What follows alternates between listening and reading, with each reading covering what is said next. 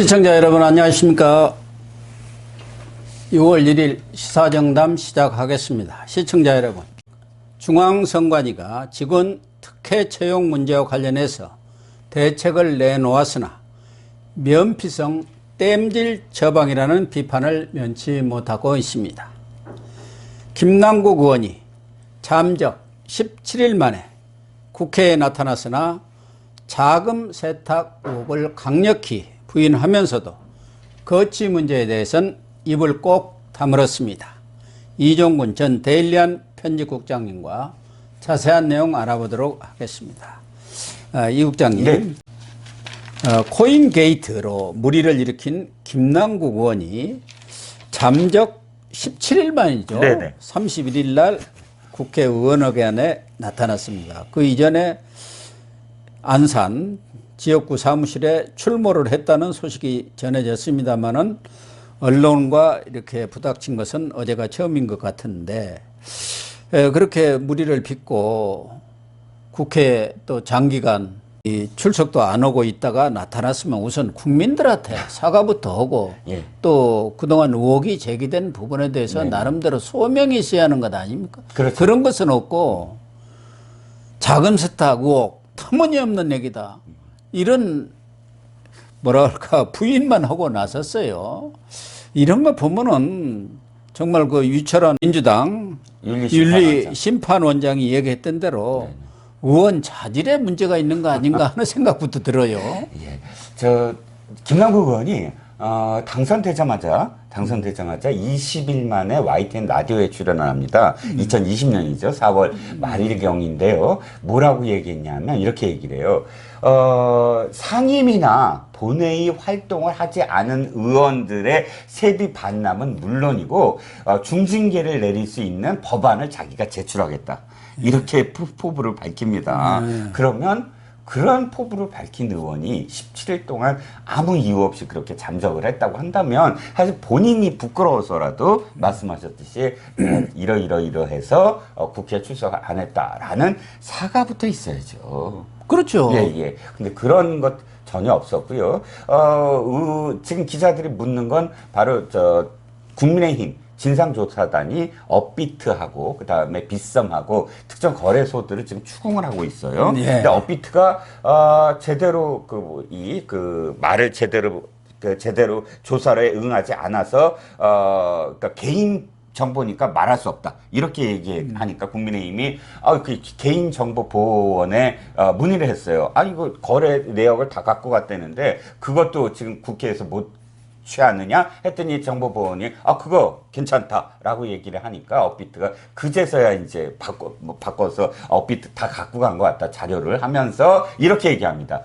그 자금과 관련돼서 세탁한 그런 이 정황이 있다라고 업비트가 공식적으로 얘기한 거예요. 그러니까 거기에 대해서 이제 질문을 하자 돈 펄쩍펄쩍 뜁니다. 자금 세탁 의혹은 절대 없다, 나는 사퇴도 하지 않는다, 이 얘기만 하고 사실 언론들의 다음 질문대로 회피했습니다.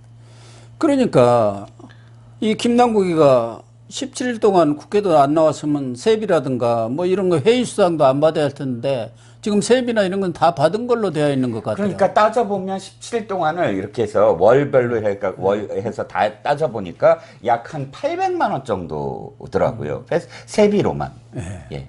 그러니까 놀면서 800만 원 벌고 국회의원 하면서 코인 매매 해가지고 돈 벌고, 이 사람은 돈 버는 일이 직업이면은 국회의원을 그만둬야죠. 국회의원은 부캐, 그러니까 부캐죠. 부업이죠, 부업. 예.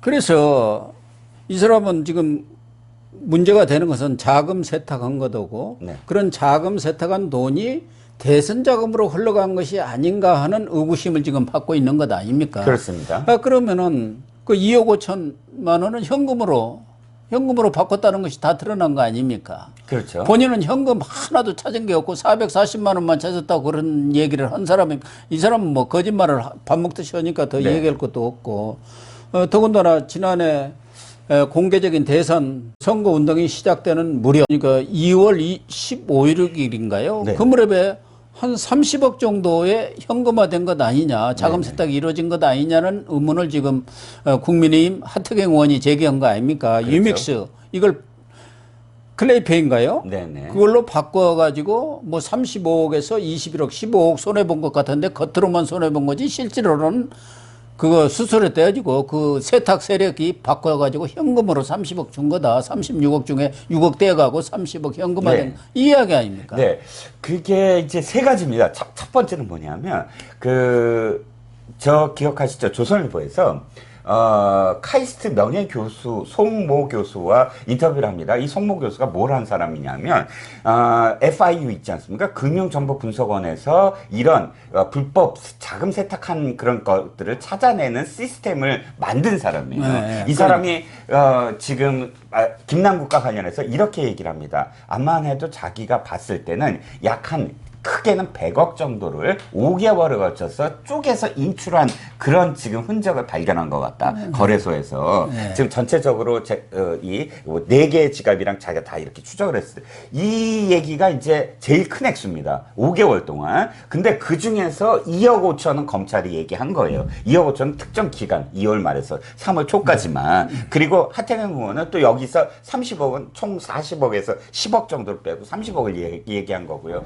그러면 이거보다 나머지 기간 동안, 그러니까 나머지 기간 동안 또 돈을 인출할 혐의가 있다는 겁니다. 계속 쪼개서 인출을 한 건데 중요한 건 지금 국민은행 자기가 갖고 있는 시중은행에서 돈 뺀 건 440만 원이 맞을 거예요. 그건 다 공개할 수 있으니까. 하지만 왜 지갑과 지갑들에서 쪼개서 하루에 보통 7차례 정도 평균 돈을 인출을 했다는 거예요. 이 송모 교수에 의하면. 네. 그럼 계속 하루에 7번이면 사실 말이 7번이지. 그거 한 시간에 한 번씩. 사보는 사람도 그렇게 7번씩 매일 인출하지는 않지 않습니까? 이유는 딱 한 가지죠. 그렇게 쪼개서 조금씩 그러니까. 해갖고 이것을 안 보이게 어디로 흘러갔는지 안 보이게 만드는 이유가 그런 이유겠죠. 그러니까 쪼개기 인출을 한 이유가 그래서 이상 거래로 그것이 드러난 거 아닙니까? 그렇죠. 신고가 된 거예요. 이게 저기가 아니라는 겁니다. 그러니까 그 사람이 일일이 기장을 보고 이게 안 된다는 거예요. 이 시스템, 알고리즘으로 해서 시스템으로 적발을 했다는 거죠. 그런데 이런 부분에 대해서는 뭐 이런 지하에 부인하고 네. 본인의 거취 문제에 대해서는 다음에 얘기합시다 하고 침묵을 지켰다는 게 침묵이 아니라 뭐 그런 말도 안 되는 소리 하지 말라는 식의 반응 아니었겠습니까? 네. 내가 왜 물러나 그 얘기 아니에요. 그렇죠. 그리고는 윤리특위 가서 성실히 소명하겠다는데 윤리특위라는 게 이게 하나만한 사실은 뭐 윤리특위에서 어느 세월에 징계가 이루어지겠습니까? 그렇습니다. 20대 국회, 그러니까 지금 21대잖아요. 20대 국회에서 43건이 윤리위에 해부됐습니다. 43건 중에 단 한 건도 징계하지 않았습니다. 그럼요. 지금까지 38차례의 회부가 됐습니다. 이번 21대만 해도 몇 개월 안 남았잖아요. 21대가. 근데 38건 중에 단 한 건도 처리되지 않았습니다. 당연히 이번 건도 흐지부지 될 거를 뭐 그 누구보다 김남국 의원이 더 잘 알겠죠. 문제는 뭐 이재명 대표의 은밀한 지시가 있었는지 없었는지는 뭐 알 길은 없습니다만은 과거 조국 소대를 대신해서 김남국 소대가 나타나고 있다는 거죠. 네. 당내 안민석 의원이라든가 양이원영 특히 철험의 의원들이 그런 사람들 아닌가 이렇게 보여지는데 뭐 인민재판 하지 마라 마녀사냥 하지 마라 아직 수사 결과도 나오지 않았지 않느냐 하면서 지금 쉴드를 치고 있는 것 아닙니까? 그렇죠. 안민석은 재미있더라고요. 안민석 의원은. 30일 중징계를 내릴 거다. 중징계. 30일 출석 정지 중징계를 내릴 거다. 뭐 이렇게 표현해요. 그게 중징계입니까? 당연히 이거는 제명을 해야죠. 그런데 자기가 쉴드 치는 거죠. 30일 출석 정지를 하면 이거야말로 너무 큰 중징계다. 뭐 이런 식으로 해서 미리 또 지금 설레발을 치고 있습니다.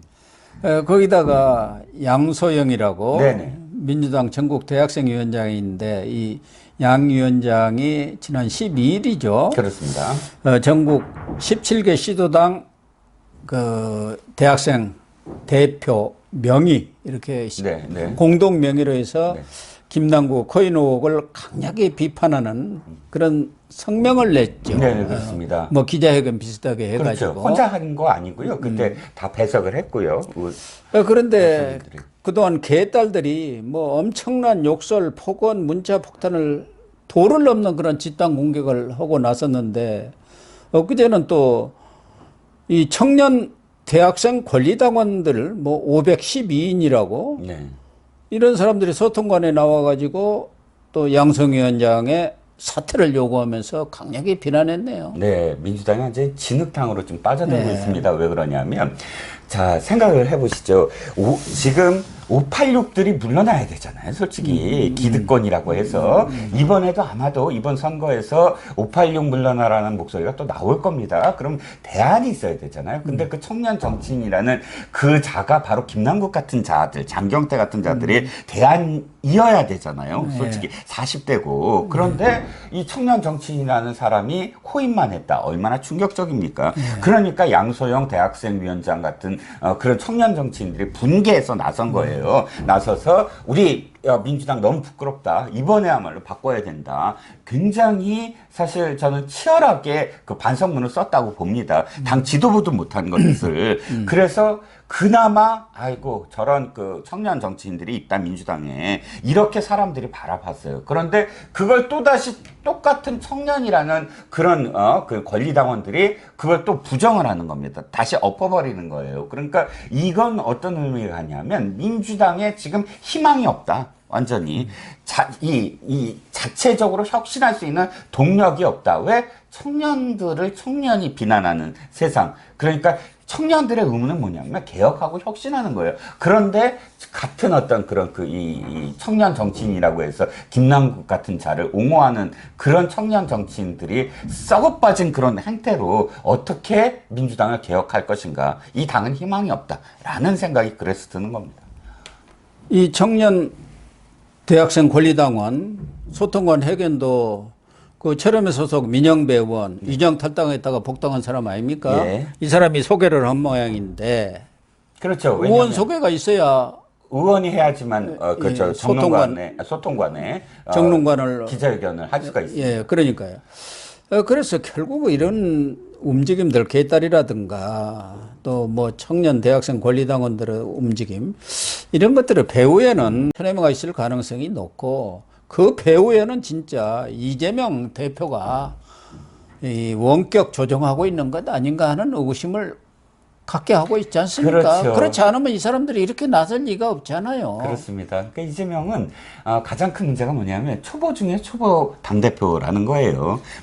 국회의원 배지도 안 달아본 자가 갑자기 당대표가 되지 않았습니까? 아니 성남시장이나 경기도지사는 그 왕이잖아요. 왕. 자기가 한마디 하면 공무원들이 전부 다 엎어져서 뭘 합니다. 당대표는 그럴 수가 없잖아요. 지금 옛날 그런 그 총재도 아니고 당대표는 그야말로 자신의 가장 가까운 사람부터 쳐내야 되고 깨끗해야 되고 또 이렇게 전략적으로 보듬어야 되고 목소리 별의별 그런 그 이 정치적인 정말 고단수의 수들이 있어야 됩니다. 그런데 이재명은 그런 걸 경험해 보지는 못했어요. 그저 자기가 한마디 하면 언론들이 받아주면 자기가 스타가 되고 이런 세상만 있다가 갑자기 당대표가 돼갖고 이런 어려운 지경에 이르자 자신의 실력이 다 드러나는 겁니다.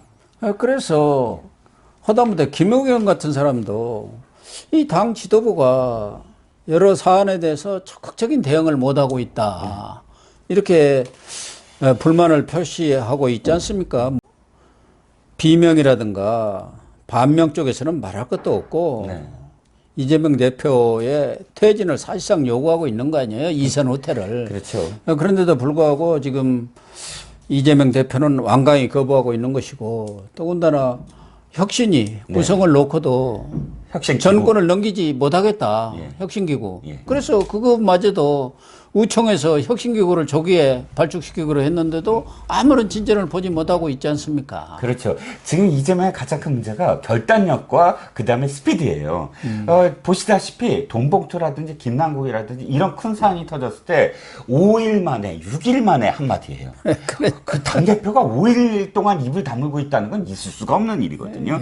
가장 또 최악이 뭐냐면 돈봉투 사건 터졌을 때 바로 우리 진상조사 못해요 한 겁니다. 진상조사 무조건 해야 돼요. 아니 이 수사 권한이 없다고 진상조사를 꾸릴 수 없다면 모든 것에 수사기관이 없어요. 수사 권한이 없어요. 다른 것도 다 진상조사 못 꾸리는 거예요. 그러면 빨리 꾸려갖고 뭔가 이슈를 끌고 가야 되는데 이렇게 늦고 혁신기구도 지금 몇 달째입니까? 혁신기구 만들자고 했던 게. 근데 그거 지금까지 못하고 있다? 이 모든 것들이 이재명의 초짜 당대표, 초짜 금배지의 지금 그 결과이다라는 겁니다. 그렇습니다. 민주당이 정말 혼란을 수습할 능력이 없는 것 아닌가 하는 생각이 듭니다. 네.